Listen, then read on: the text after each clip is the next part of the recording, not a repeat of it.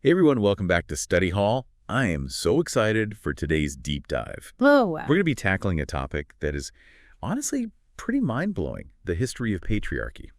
I think a lot of people just assume that, men have always been in charge, like Right. it's in our DNA, right? But we're going to be looking at some excerpts from this text, History of Patriarchy.pdf, and it really challenges those assumptions. Yeah, it's like we're so used to seeing the world through this lens of male dominance that we just take it for granted. Totally. And what's crazy is that if we go way, way back, to the time of hunter-gatherers, things were actually very different. You think about it, like most of human history was spent in these hunter-gatherer societies. Right. And they were, for the most part, egalitarian. So you're saying men and women had equal footing. Yeah, basically. So the source material highlights how both men and women's roles were super important. Like obviously men were typically the hunters, right, bringing in the meat, but women were the gatherers, and their role was actually often more crucial. Yeah, because those plant foods, they were like way more reliable, a more consistent source of food. Oh, that makes sense. So it wasn't just about like who was physically stronger. Exactly. It was about what each gender brought to the table, and both were essential for survival. I mean, that makes total sense when you think about it. Like they needed each other to survive. There was no point in like one gender trying to dominate the other. Right. And also these groups were nomadic, so they were constantly on the move. Right. Always searching for food and resources. Yeah, so there wasn't a ton of emphasis on like personal wealth or possessions, you know? They couldn't exactly like build up a big house and all that. Exactly. And Well- without that drive for individual power, there was less reason to create hierarchies. So it's like the very nature of their lifestyle kind of discouraged power imbalances. I think that's a great way to put it. And it's not just speculation. We actually have archaeological evidence that supports this idea of early female influence. Okay, spill the tea. What kind of evidence? So picture this high-status burials of women from the Graveshina culture in Europe. Oh, going way back. Yeah, like 20,000 years ago. And these women, they were buried with these really elaborate grave goods, which suggests they held positions of power, That's pretty powerful imagery. It is, right. And it challenges those traditional gender roles that we're so used to. Totally. It's like those old caveman cartoons where the men are dragging the women by the hair, Exactly. Totally inaccurate. And, it gets even more interesting. Okay. I'm intrigued. Lay it on me. So the text talks about these societies called matrilineal societies. Matrilineal society. Yeah, so basically lineage and inheritance were traced through the mother's side, not the father's. That is so different from how we do things today. Right. Can you imagine if that was the norm? I mean, my family tree would look totally different, that's for sure. So in these matrilineal societies, did women hold all the power? It wasn't necessarily about like women being in total control, but they definitely had a much bigger say in things like governance and property ownership. Right, so it wasn't like a complete reversal of roles or anything, but just more balanced. Yeah, exactly. And there are actually some great examples of this in history. Like who? Well, there's the Iroquois Confederacy in North America, a Native American group, Okay. and the Minangkabau in Indonesia. And in these societies, women had major leadership roles and a strong voice in decision-making. That's pretty amazing when you contrast it with how women were treated in so many other cultures. Yeah. Like silenced and all that. Yeah, it really makes you question those assumptions we have about gender roles. Absolutely. So, okay, we've got egalitarian hunter-gatherers, we've got matrilineal societies where women had a significant voice. It seems like early humans weren't so quick to put women in a box. Yeah. Yeah, it really challenges our modern perspective. So the million-dollar question is, what happened?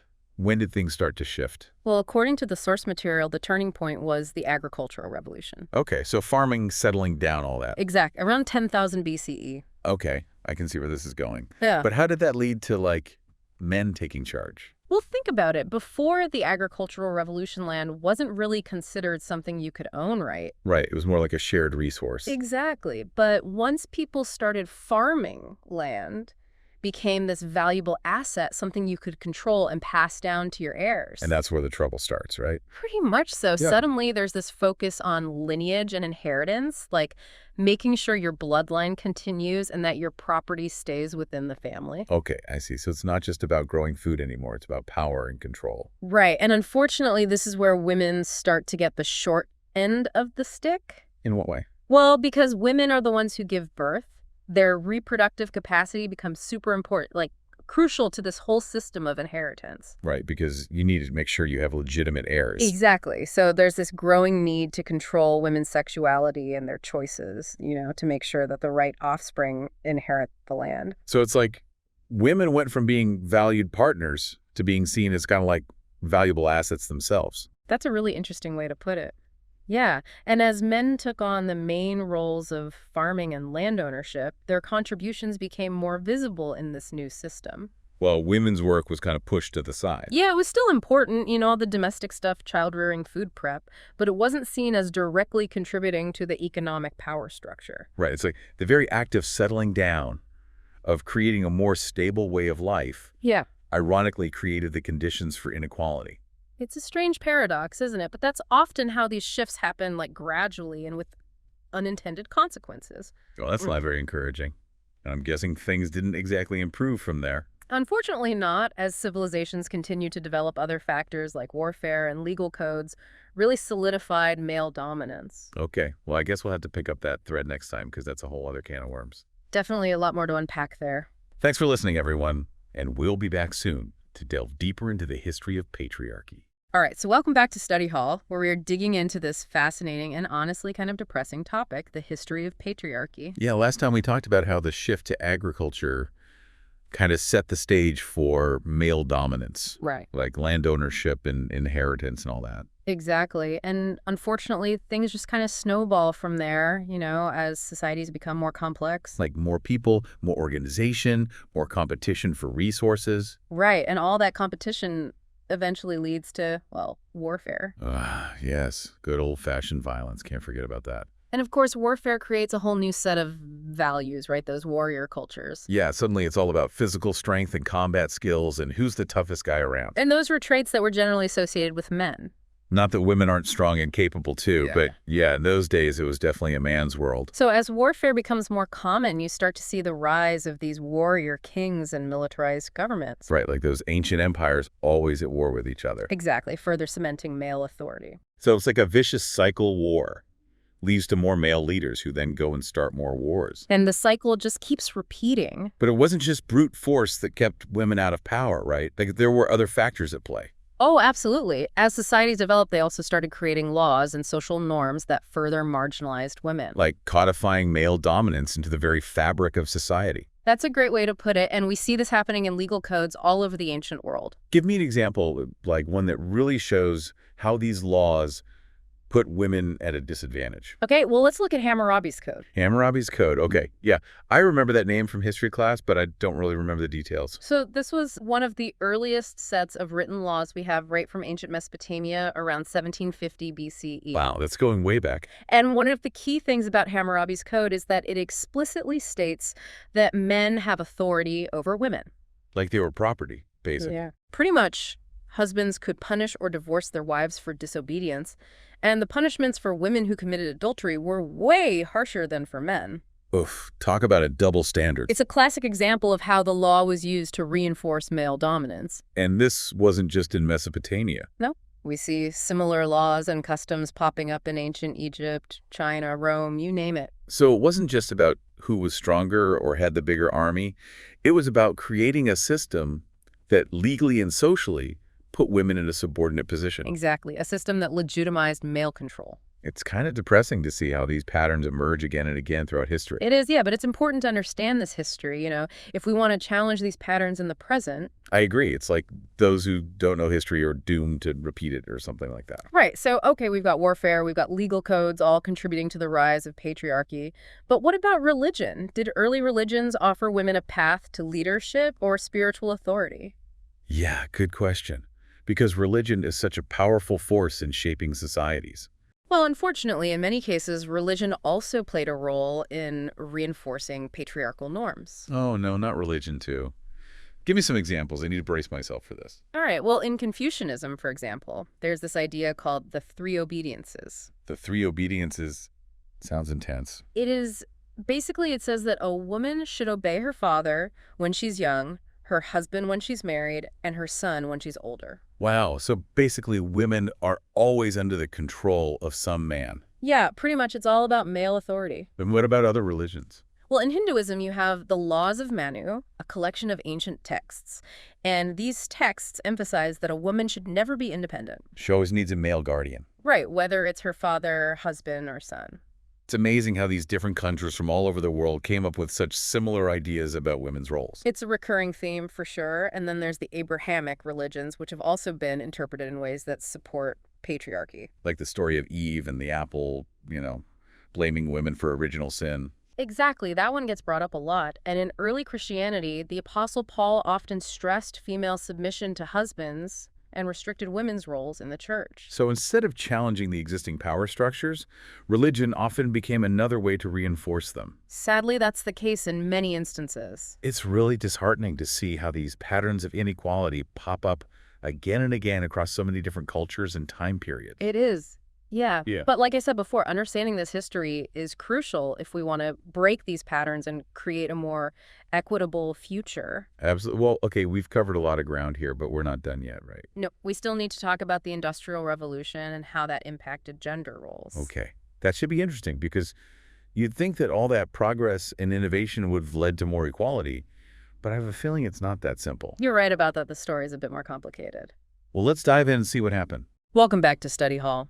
So we've been on this deep dive into the history of patriarchy.